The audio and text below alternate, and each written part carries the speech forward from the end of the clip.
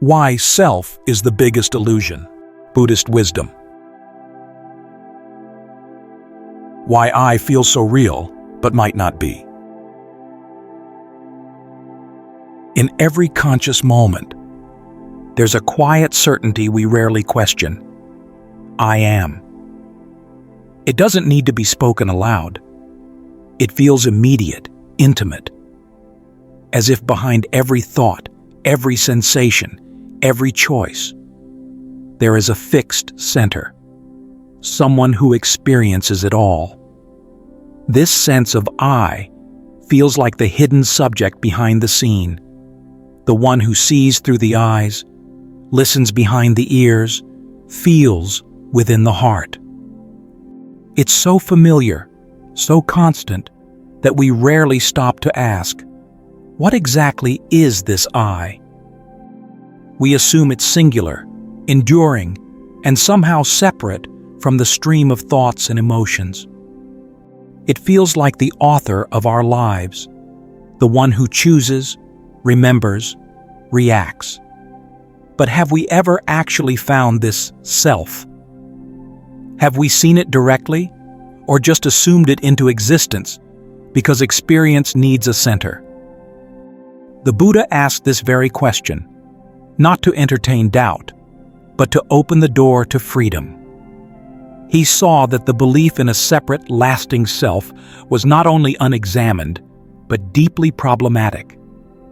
Beneath it lies a powerful craving, the urge to be, to continue, to preserve a sense of me through all the changes of life. As he taught in the Dhammapada, from craving springs grief, from craving springs fear. For one who is free from craving, there is no grief, much less fear. When this imagined I feels under threat, fear arises. When its desires are blocked, suffering follows. Our attachments, our pride, our anxieties, they orbit this unverified center. The self, then, is not just a harmless assumption. It's the seed of sorrow, the heartbeat of grasping. This inquiry isn't about religious belief or abstract philosophy. It's a direct challenge to our most taken-for-granted assumption. What if this thing we've called self our whole lives, this background sense of me, is not what it seems? What if it's not a thing at all, but a process, a mirage, a habit of mind? This is not a conclusion to accept. It is a mystery to investigate, carefully, honestly, and with open eyes. What you're made of, and why none of it is you. Now that we've questioned the surface of the self, it's time to go deeper, not through speculation, but through direct examination. The Buddha offered a powerful method in the Anattalakkhana Sutta, also known as the Discourse on the Characteristic of Not-Self.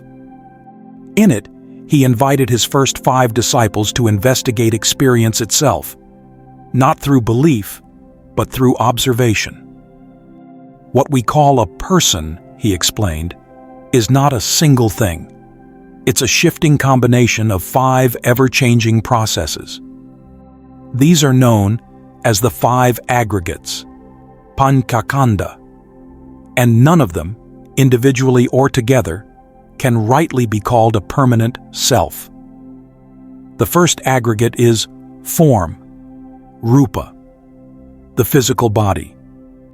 This includes skin, bones, organs, and even the tiniest cells. The Buddha declared, form is not self. Why? Because it's constantly breaking down and rebuilding. Your body is not a thing, but a process. Food becomes tissue, cells die and renew, bones grow and decay. To say, I am this body, is like a wave claiming to be the entire ocean, or a flame insisting it will never flicker. The body is changing every moment. It ages, gets sick, and one day dies.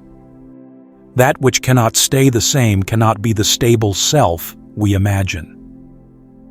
The second is feeling, Vedana. Sensations of pleasure, pain, or neutrality. The Buddha said, feeling is not self. Why? Because feelings are fleeting. Joy turns into boredom. Sadness fades into relief. They arise, stay briefly, and vanish. If you believe, I am my feelings, then you are constantly dying and being reborn with every emotional shift. Something that unstable cannot be the core of who you truly are. Third is perception, sanya. The mind's labeling function. It recognizes patterns, gives names to forms, and interprets experiences. Seeing a tree as a tree, hearing sounds as language, identifying someone as a friend. This is perception at work. But perceptions change. What you fear today may feel harmless tomorrow. What you once loved may now feel distant. If perception changes, how can it be the unchanging self? It's like confusing a map with the terrain and mistaking the changing symbols for a fixed reality. The fourth aggregate is mental formations, sankhara. The thoughts, intentions, habits, and emotional tendencies that shape our responses. These are what create our impulses and preferences. We like to think, I choose my thoughts. But most thoughts arise from conditions we don't control. Upbringing, mood, social influences, and countless unconscious patterns. Even our choices are shaped by prior causes. As the Dhammapada says, all things are preceded by mind, led by mind, made by mind. But which mind? And where is the fixed I behind the thoughts? If your actions are conditioned, then the idea of a free-floating agent becomes deeply questionable, like a puppet mistaking its strings for free will. Finally, there is consciousness, vijnana, the basic knowing of experience. Consciousness is not a constant light, it's an event. The Buddha taught that consciousness arises dependent on an object and a sense organ. Sight arises from eye and visible form, sound from ear and vibration, and so on. It's like a reflection in a mirror. It only appears when conditions come together. There is no self-sufficient awareness entity behind the scenes, just a stream of dependently arising moments of knowing. So what do we find when we examine these five aggregates? Form, feeling, perception, formations, and consciousness. Not a self, but a system. Not a controller, but a chain of events. What appears as me is simply a bundle of impermanent, interdependent processes, changing too fast to hold on to and too empty to own. The Buddha didn't ask us to believe this. He asked us to look. And when we look with clarity and honesty, we begin to see. The self is not a truth waiting to be discovered. It's a story we've been telling ourselves and mistaking for reality. How the mind creates the story of me. Even after examining the five aggregates, even after seeing that none of them, alone or combined, can be the self, the sense of I still lingers. It doesn't go away just because we understand it intellectually. It continues to whisper, I am here. Why? Why does this illusion remain so deeply rooted, even when the evidence points elsewhere? The Buddha explained this with piercing clarity in the Madhupindika Sutta. He laid out the chain of how experience becomes distorted. Dependent on the I and forms, I consciousness arises. The meeting of the three is contact. With contact as condition, feeling arises. What one feels, one perceives. What one perceives, one thinks about. What one thinks about, one mentally proliferates. This final stage, papancha, or mental proliferation, is the key. It's where the mind spins simple experience into a tangled web of stories. A sound isn't just heard, it becomes my annoyance. A sight isn't just seen, it becomes my preference. The moment experience arises, the mind rushes in with narration. I like this. This happened to me. This is who I am. The illusion doesn't begin with the experience itself. It begins with the mind's compulsion to center everything around an imagined me. The self is not the origin of experience. It's the character our thoughts invent after the fact. Like a novelist adding a protagonist to make the plot more coherent, the mind inserts a narrator who claims authorship over life. Interestingly, modern neuroscience echoes this. There is no single command center in the brain, no self sitting at the controls. Instead, what we experience as me is an emergent process, a byproduct of many systems working together. One key system, the default mode network, constantly constructs stories to make sense of your life. It links memories, imagines futures, and gives them a main character: you. Philosopher Daniel Dennett called this the center of narrative gravity. Like the center of gravity in a chair, it's a helpful way to describe balance, but it's not a physical part you can find. The self is like that. It's not a thing. It's a way the mind organizes the world. But this brings a crucial warning. Seeing the self as an illusion doesn't mean that nothing exists. That view, called nihilism, is just as mistaken as its opposite, eternalism, the belief in a permanent soul that lives forever. The Buddha rejected both. In the Kakayanagotta Sutta, he said, "Everything exists is one extreme. Everything does not exist is the second extreme." Avoiding these two, the Tathagata teaches the Dhamma by the middle way. So what remains? A conventional truth. Yes, we speak in terms of I, you, mine. This is practical and necessary, but it's not ultimate. When we look closely, we find no separate, lasting entity behind those words. Only process, only conditionally arisen experience. The self is real in the way a wave is real. You can point to it, you can describe it, but you cannot separate it from the ocean that gives it shape. To say the wave is just water is true, but to deny the wave's appearance is also false. It exists, but not independently. It exists, but only as a movement within something larger. In the same way you exist, but not as the self you imagine. You exist as a flow of causes and conditions, a pattern within consciousness, a story told by a mind that forgot it was writing fiction. The path of seeing, from thought to transformation. By now, we've seen how the illusion of self is built, not from one cause, but from countless mental habits layered over time. The question that naturally follows is, how do we step out of it? How do we stop being deceived by the very mind that creates this illusion? Many people think the answer is more understanding, more analysis, more thinking.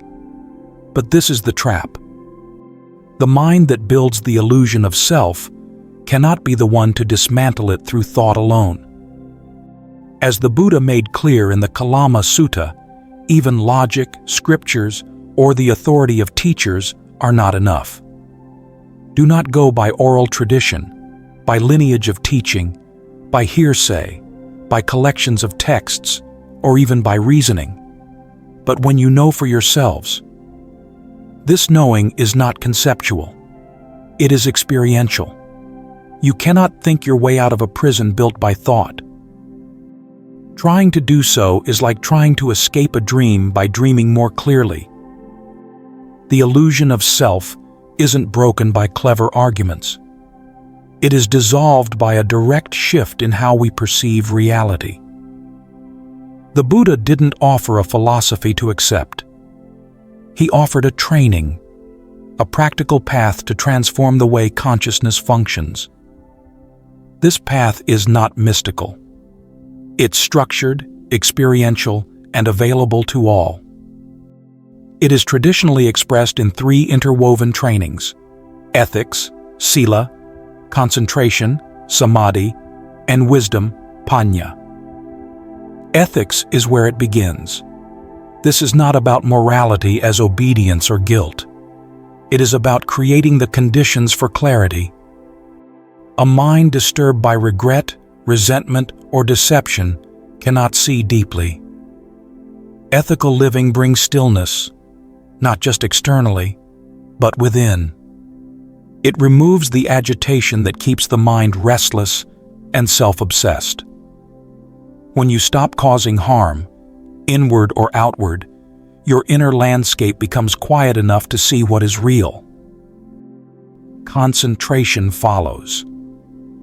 Through meditation, you train the mind to become steady, undistracted, and open. It is not about controlling thoughts, but about letting go of identification with them. When attention becomes stable, something subtle happens. You begin to notice that thoughts, feelings, and even the sense of I come and go on their own. You no longer chase after them. You no longer assume they are you. Concentration is not repression. It is intimacy without entanglement. It is the art of presence without possession. Then comes wisdom. Not knowledge in the intellectual sense, but a direct, unfiltered seeing. When the mind is calm and deeply attentive, it sees through appearances. It sees the impermanence, the conditionality, the absence of a fixed core in all experience. You do not attain a mystical state called not self. You simply stop finding a self anywhere. You look into sensation, into thought, into perception, and you find no solid center. What once seemed like me is now revealed as process. What once felt like possession now feels like flow. This shift is not dramatic. It is not a cosmic explosion. It is more like a quiet falling away. The illusion collapses, not with a bang, but with a gentle, undeniable clarity. The mind stops clinging, not because it was told to, but because there is nothing left to cling to. This is not the end of life. It is the beginning of living without fear. Life without the self, not empty, but free. We've walked through the illusion, traced how the sense of self arises, how it clings, and how it unravels. But what happens when it truly falls away? What remains when the idea of I no longer sits at the center of experience? This question touches our deepest fear. If there is no self, what happens when we die? What gives life meaning if there is no permanent me? For many, this realization feels like a void, but the Buddha pointed to something far more profound. In the Udana, he spoke not of oblivion, but of the unconditioned. There is, monks, an unborn, unbecome, unmade, unconditioned. If there were not that unborn, there would be no escape from the born, become, made, and conditioned. This unborn is not a realm beyond the clouds. It is not an afterlife or a mystical destination. It is the timeless reality that becomes visible when the entire machinery of becoming, of craving, clinging, and constructing self is brought to rest. It is not somewhere you go. It is what remains when the illusion no longer blinds you. Liberation is not a disappearance. It is a disentangling. It is the end of the constant pressure to become someone. When the burden of maintaining I and mine drops away, what's left is vast, quiet, open, unshaken. So what does life look like on the other side of the illusion? Strangely, it looks the same, but it feels entirely different. The colors remain. The world remains. Relationships, actions, speech, all continue. But the anxious centrality dissolves. The constant narrative that says, "This is about me," quiets. You are no longer the protagonist fighting for meaning. You become the space in which meaning naturally unfolds. You are no longer the wave trying to last forever. You are the ocean, allowing waves to come and go. You are no longer the voice in the play. You are the stage, the light, the silence before and after each line. This is not a loss of self. It is the release from being limited to a self. It is not the death of meaning. It is the discovery of meaning that was never dependent on your personal story to begin with. The Buddha never asked us to believe this. He asked us to look. You yourselves must strive. The Buddhas only point the way. Everything we've explored, these reflections, these words, are not the moon. They are only a finger pointing.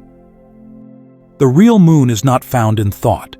It is not found in this teaching. It is found in the stillness of your own seeing. The moment you stop chasing identity, the moment you rest in the way things actually are, freedom is already here. But no one can walk this final step for you. This is your investigation. This is your path. And what waits is not a void, but life itself unbound.